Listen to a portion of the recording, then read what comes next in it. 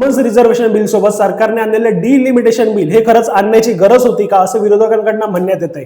पण लक्षात घ्या, आज 2026 मध्ये जे मतदारसंघांचे आकार आहेत ते 1971च्या आकडेवारीप्रमाणे आहेत आणि आज अनेक देशभरातल्या मतदारसंघांमध्ये म्हणजे मलकागिरी या मतदारसंघामधली वोटरची संख्या 37.8 लाख आहे.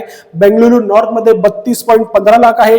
गाझियाबाद उत्तर प्रदेशमध्ये 29.48 लाख आहे आणि गाझियाबाद हा एकमेव यूपी मधला मतदारसंघ नाही तर उत्तर प्रदेश मधल्या अनेक लोकसभा मतदारसंघांची वोटरची संख्या 25-30 लाखाच्या घरात पोहोचली आहे.